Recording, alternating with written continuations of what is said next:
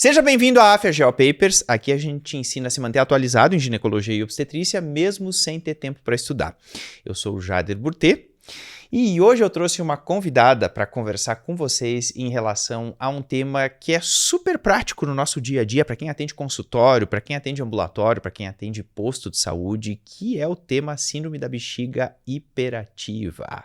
Doutora Simone Vidotti, seja bem-vinda. Obrigada, Jader, obrigada. É um prazer estar aqui, né, conversando sobre o que eu adoro fazer, que é o meu dia a dia, né, e um tema muito relevante, tanto que quando eu estava vindo para cá para a gente gravar, uma ex-aluna me mandou uma dúvida que ela atendeu no pronto-socorro sobre o tema de bexiga hiperativa. Então, a gente pode pegar em qualquer lugar, pronto-socorro, consultório, seja ginecologista ou não, né? É um tema relevante e que vale a pena a gente estar dando uma conversada aí.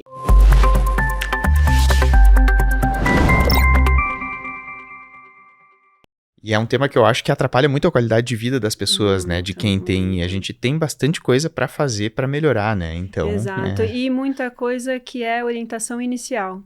Que a gente nem precisa estar aprofundando o assunto. São conversas que a gente precisa ter, independente da nossa subespecialidade. Não precisa ser uroginecologista para conseguir fazer esse tipo de orientação.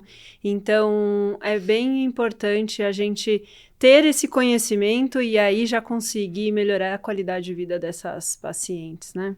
Perfeito. Então, vamos já direto ao ponto. Qual que é a definição clínica, né, para a gente conceituar, né? Qual que é a definição clínica de síndrome da bexiga hiperativa e quando que a gente vai suspeitar? Qual é a paciente que a gente vai suspeitar dessa condição?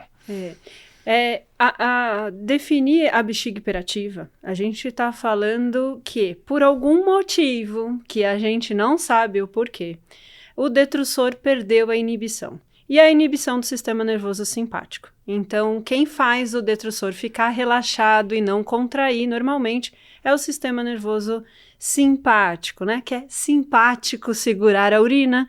Então, é ele que inibe, por algum motivo. Então, é uma causa idiopática, a gente não sabe relacionar. Ele perdeu essa inibição. Então, o comando parasimpático, ele fica entrando automaticamente, fazendo com que esse detrusor contraia. Com isso, aí vem o conjunto de sinais e sintomas da paciente, que caracteriza a síndrome, né? Que chega a ser a urgência miccional, chegando a uma incontinência de urgência, uma noctúria, né? Que é muito comum a paciente falar, estou levantando mais vezes à noite para urinar, e aí a gente caracteriza o conjunto de sinais e sintomas, né? A gente tem também aquelas pacientes que têm a urgência, mas não têm a incontinência. E aí a gente caracteriza como a urgência mais a parte seca, né? Sem ter a parte da incontinência. Mas também entra como a bexiga hiperativa, tá? Então essa é a definição, tá? Uma contração involuntária do detrusor. Porque o simpático, ele está sendo inibido e o parasimpático entra, sem ter uma causa. Ou seja, precisamos afastar outras patologias. Porque se a gente for pensar em urgência miccional e incontinência de urgência, quantas patologias não podem dar isso? Exato. Por exemplo, a mais comum, infecção urinária. Então, é muito importante, quando a gente vai fazer o raciocínio clínico, de enxergar uma urgência e uma incontinência de urgência, ou às vezes uma noctúria, como um sintoma, que pode ser de várias patologias. Por exemplo, infecção de urina, uma diabetes descompensada. Quantas pacientes às vezes não vêm com a gente porque começou a levantar à noite? E aí a gente pergunta para a paciente, geralmente a Dona Maria, né? A Dona Maria, como que tá a diabetes? Ai, filha, faz tempo que eu não vejo. Ou seja, às vezes tem uma diabetes descompensada que está repercutindo em essa paciente acordar mais vezes à noite para ir até o banheiro, uma noctúria, e não uma bexiga hiperativa. E você controla a diabetes, automaticamente esse sintoma melhora, né? Então, é importante enxergar isso. Afasta as outras patologias que podem dar esse sintoma para daí fechar o diagnóstico de uma bexiga hiperativa. Perfeito. Tá? E é uma condição que incomoda muito as pacientes, né? Muito. Eu lembro que teve uma paciente que me disse recentemente, olha, eu vou nos lugares, eu gosto muito de ir a shows, ela me disse assim. E eu entro no show já pensando assim, eu tenho que pegar um lugar próximo ao banheiro. Porque ela chega já procurando onde que tem um banheiro, né? Porque ela já sabe que vai ter aquele sintoma de urgência, né? E que ela precisa ter um banheiro próximo. Exato. Viagens, muitas vezes. Quantas, às vezes, deixam de viajar porque elas estão pensando, ai, será que o ônibus vai ter?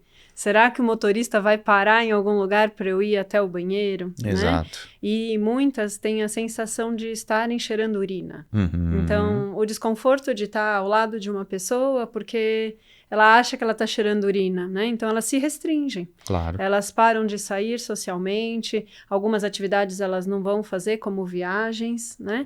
E conforme você consegue abordar de uma maneira correta, a melhora clínica dessa paciente é muito importante. Não, a gente devolve qualidade de vida, né, para Muita, paciente. muita qualidade de vida para ela, dando liberdade, né? Uhum. Tem paciente que chega até a chorar. Uhum. Por conta, quando ela melhora, né? Ela chega até a chorar de tanto que ela estava prejudicada por esses sintomas. Uhum. Então, é uma patologia que ela precisa ser mais valorizada e já tratada inicialmente, né? Não esperar tanto tempo para conseguir melhorar os sintomas dessa paciente, né?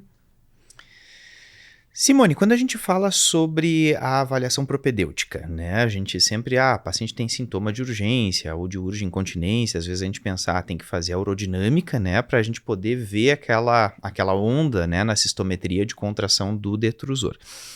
Aí o que eu quero te perguntar é isso, a urodinâmica, ela é sempre necessária quando a gente está avaliando as pacientes com bexiga hiperativa, ela é imprescindível ou não?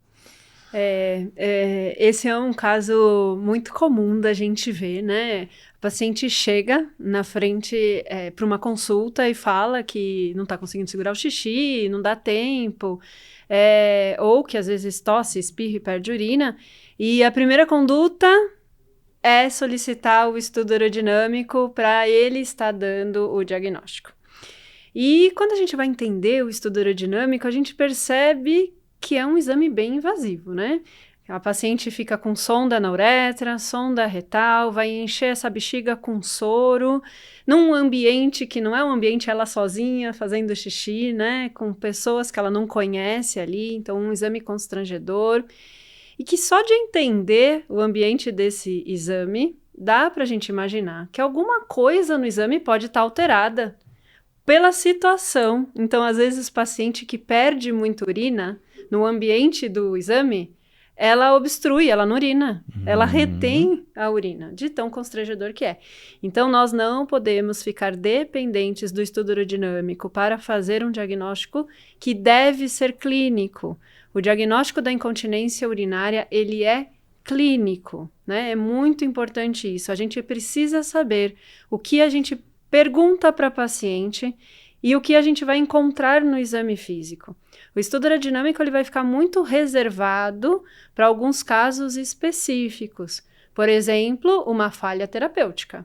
Então, eu fiz meu diagnóstico clínico, eu entrei com as orientações necessárias para a paciente e tive uma falha de tratamento clínico. Aí sim, eu tenho uma indicação de estar realizando o estudo aerodinâmico, tá? Na incontinência mista, né, que eu associei a urgência com um esforço, numa paciente que já fez procedimento cirúrgico, às vezes eu preciso avaliar o fluxo, o jato urinário, se esse detrusor funciona bem ou não. Então, para um primeiro diagnóstico, o estudo aerodinâmico não tem indicação, muito menos para bexiga hiperativa. Que o diagnóstico é clínico, a gente precisa saber fazer uma boa clínica. Para a gente ter um dado mais objetivo, as pacientes que têm queixa clássica, falam, nossa, doutora, quando eu ponho a mão na maçaneta, o xixi já sai. Clássica, do elevador também, muito, né? Só 50% vai mostrar no estudo aerodinâmico contração não inibida. Só 50%. Ou seja, aqueles outros 50% que te falou clinicamente que tinha, você vai virar e falar assim, não, você não tem, o seu exame não mostrou. Né? Então... Aquela velha história da gente ficar tratando o exame, exatamente, né? Não tem que tratar o exame, tem que tratar a queixa da paciente. Exato. Então, não tem indicação de ser solicitado para os casos que são iniciais, que são simples, que a queixa é clássica, a gente precisa saber o que perguntar e o que encontrar no exame físico. Esse é o importante para a gente manter o nosso diagnóstico e não submeter uma paciente a um exame que não é tão simples, né? Em que é um procedimento um pouquinho invasivo, ainda mais às vezes nas pacientes mais idosas, né? Ela fica traumatizada com o exame e depois dificulta até o tratamento, né? Então, deixar reservado o estudo urodinâmico para esses casos mais especiais, e não de primeiro momento. Não vamos fazer estudo urodinâmico na primeira conduta. Perfeito, ótimo. Acho que isso é uma mensagem super importante, né? Porque às vezes a gente vê pacientes sem tratamento, né? Ou com atraso no tratamento justamente porque, ficou esperando a urodinâmica. Às vezes no SUS a gente sabe que as filas são homéricas, né? De urodinâmica. Então, assim, não deixar de abordar, de tratar, de conduzir clinicamente a paciente, né?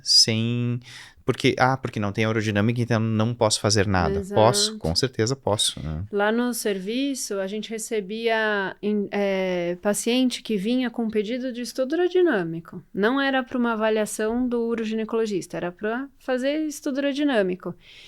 E aí a gente realmente fez essa triagem dos exames. Quais realmente seriam aquelas que tinham indicação de fazer, quais precisariam de uma consulta que abordasse sintomas clínicos, um bom exame físico, já abordassem as orientações iniciais, a gente não tem fila mais. Olha só. O resumo é que se você quiser pedir um estudo urodinâmico para a semana que vem, a gente consegue. Olha só. Nossa. Não temos filas de estudo urodinâmico. Não tem. E não é porque a gente tem muitas vagas, não. A gente, por semana, tem 6 vagas de estudo urodinâmico. Mas é porque realmente, se a gente valorizar a clínica e saber o que perguntar para uma paciente, a gente não vai ter fila de estudo urodinâmico. Em relação à abordagem, então assim, a gente tá lá com aquela paciente com o quadro clássico, né? A paciente diz que acorda de noite para fazer xixi, que tem sintoma de urgência, tem polaciúria, né? Como é que a gente vai abordar inicialmente essa paciente que tem sintomas característicos da síndrome da bexiga hiperativa? É muito importante, Jader. Às vezes a gente médico é um pouco impaciente para fazer essa abordagem. Às vezes os outros profissionais, como nutricionista, fisioterapeuta, eles conseguem fazer uma abordagem mais ampla e com paciência, mas essa é uma patologia que a gente precisa explorar muito os hábitos da paciente. Em relação à ingesta hídrica, quanto que é de dia, quanto que é à noite, em relação ao que ela ingere, café, chás, qual é o tipo de chá, refrigerantes que são os gaseificados, chocolate, pimentas, condimentos. Esses dias eu descobri de uma paciente que ela ainda existe o suco de pozinho, né? Ela começou a dar risada porque ela sabia que era errada, né? Então, sim, elas tomam suco, tomam. É suco natural? Qual é a fruta que você está usando? Porque as frutas ácidas, elas irritam a bexiga, né? A gente tem receptores em que são sensitivos e o que cair na bexiga vai causar uma contração involuntária. Então, a gente precisa tirar esses alimentos irritativos para tirar esse estímulo. Então, toda essa avaliação nutricional de hábitos da paciente em relação à ingesta, tá? Perfeito. E daí entra muito em frutas. Às vezes você pergunta para a paciente, você toma suco? Ela fala, não. Fala, dona Maria, e a laranjinha depois do almoço? Ai, filha, a laranjinha depois do almoço. Elas gostam, né, de almoçar e depois comer um ácido. Tava na moda a água com limão de manhã e ainda tomava um cafezinho. Gente, limão ácido junto com a cafeína vai fazer o detrusor contrair. Então, essas orientações iniciais são fundamentais. A atividade física incluída nisso, né? Em relação a tabagismo, álcool, que são outras substâncias que também vão estar dando essa irritabilidade para o detrusor, que ativa receptor. Quando eu falo irritabilidade, estou ativando o receptor do detrusor para ele contrair. Então, toda essa avaliação inicial para ver se precisa fazer algum ajuste. E aí você pactua com a paciente, que você tirar o café não é fácil, né? Não é fácil. E elas também, a outra resposta do café é assim, ó, toma café só de manhã, doutora. Em que xícara você toma o café? Geralmente é uma xícara dessa, ó, e cheia. Falei, gente, mas e a xicrinha de café que tá bonitinha? É essa que é para usar, tá? Porque se a gente pergunta só se toma café, a resposta inicial só de manhã, doutora. Mas quando a gente vai entender a quantidade desse café, aí você fala, é aí que tá o problema, né? Eu preciso diminuir um pouquinho essa cafeína da paciente. Então tem que ser detalhado, né? Tem que ser detalhado. A ingesta hídrica, muitas vezes, na correria, médico é assim, trabalha o dia inteiro, não tem tempo nem para tomar água. Aí vai fazendo as coisas, vai fazendo as coisas. Quando chega às 6 horas da tarde, tá com a boca seca. Vai fazer o quê? Tomar água. Vai fazer xixi que horas? À noite. Porque durante o dia não se hidratou, não tomou água, não fez, nem urinou, toma toda a água à noite e vai fazer xixi à noite. São coisas básicas, que às vezes é isso que a gente vai estar tratando já as pacientes, tá? Só de orientar o que come e que horas toma água. Só isso. Fiz essa abordagem que a gente chama de terapia comportamental. E nessa abordagem já está incluída a fisioterapia. A fisioterapia já entra nesse primeiro tratamento inicial de orientações e a fisioterapia, que são as cinesioterapia, contrações do músculo do assoalho pélvico, né? Em alguns casos, eletroestimulação vesical também. Ela já entra nessa primeira, junto. Que são procedimentos não invasivos e que já traz muita melhora clínica das pacientes, muitas. E depois, caso tenha falha, a gente entra aí para uma próxima fase de tratamento, né? Mas essa é a abordagem inicial. Importante, antes de entrar com essas orientações, a gente sempre afastar outras patologias principais, infecção de urina e uma diabetes. Pode ser também, é mais difícil, e não vai chegar uma paciente na minha frente com urgência miccional e eu vou falar para ela, você tem um problema neurológico. Mas pode ser, porque o estímulo sai do sistema nervoso central. Se eu tenho alguma patologia central, isso pode estar fazendo com que o detrusor funcione inadequadamente. Então, numa consulta, você precisa avaliar a marcha da paciente, a fala, se tem tremor de extremidade ou não, buscando muito nas antecedentes alguma cirurgia medular, porque eu posso ter uma hérnia comprimindo ali, refletindo na bexiga. E algumas situações, o sintoma da bexiga, a urgência, pode ser um primeiro sintoma de alguma patologia neurológica. É lógico que eu vou tomar cuidado e não vou falar isso para paciente, mas só faz diagnóstico quem pensa. Claro. Então, eu preciso buscar outros sintomas para tentar associar com uma urgência miccional. E isso é na consulta, e é isso que a gente questiona durante a anamnese, tá? Afastando tudo isso, terapia comportamental em relação à ingesta e em relação à fisioterapia.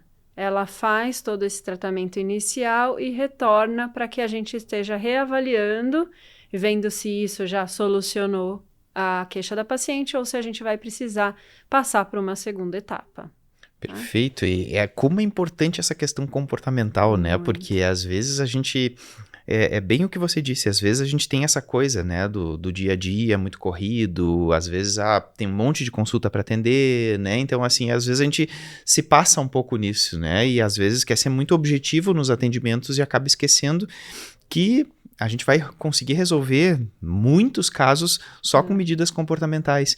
Uma coisa que é importante também é que às vezes as pacientes elas raciocinam assim, se eu tô tendo urgência miccional, eu vou reduzir a ingesta hídrica, né? E aí param de tomar água, né, pra não dar vontade de fazer xixi. E não é isso que tem que ser feito, né? Porque aí você concentra a urina. Exato. Se você concentra a urina, o detrusor vai entender assim, eu preciso tirar isso daqui, né? E aí ele contrai, porque ativou os receptores sensitivos da bexiga pela urina concentrada. Então, reduzir a ingesta hídrica não vai melhorar os sintomas da urgência, porque está, de uma certa maneira, também ativando esses receptores, né? O médico é essa a vida, né? Então, fica atendendo. Isso. As residentes, quando estão fazendo ambulatório, elas se identificam. E às vezes elas estão com uma garrafinha, eu falo assim, eu aposto que dentro dessa canequinha aí não é água que tem. É café, porque elas estão, né, trabalhando, plantão, e elas dão risada. Eu falei, gente, vocês vão ficar indo no banheiro toda hora aqui, não dá outra, né? Porque ainda a gente fica falando de xixi. Aí elas estão com a garrafinha de café do lado, tomando. Sem tomar água, tomando café. Hábito de vida, plantão num dia, sim, 2 não. 1 sim, 2 não. Ou ao contrário, né? 2 sim, 1 não. Mudança de sono. A bexiga vai refletir tudo isso e elas vão ter urgência e muitas têm, né? Eu falo para elas, calma, no R1. Depois melhora um pouquinho isso. Depois melhora.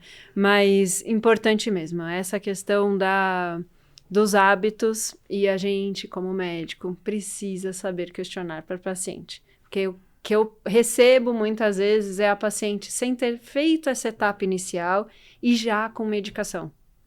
Mas ela não fez e não foi orientada dessas etapas iniciais.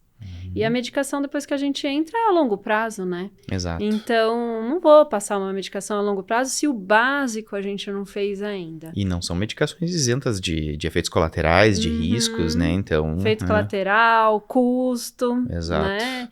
E para o resto da vida. Então, a gente precisa fazer o básico bem feito para depois passar para uma segunda etapa e que vão ser poucas que vão precisar.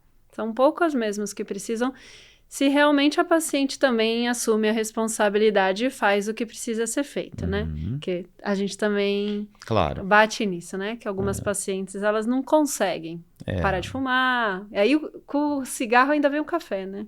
Porque geralmente os dois estão associados. Exato.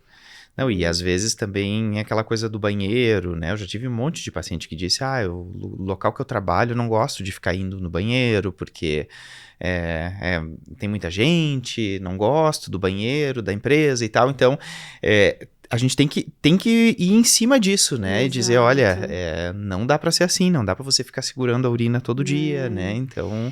Você sabe que quem orienta muito bem é a fisioterapeuta, né? Nossa, a fisioterapeuta orienta super bem a preocupação delas e que faz todo sentido até como a paciente senta. Porque a mulher, teoricamente, precisa sentar. Só que nessas situações de sentar num hospital, num ambiente corporativo, que é muitas não sentam para urinar. Exato. Ficam se equilibrando. E nisso de se equilibrar, são duas musculaturas brigando. A do assoalho pélvico, que está contraída porque ela está se equilibrando, com o detrusor contraído. E isso muitas vezes pode levar a problemas a longo prazo.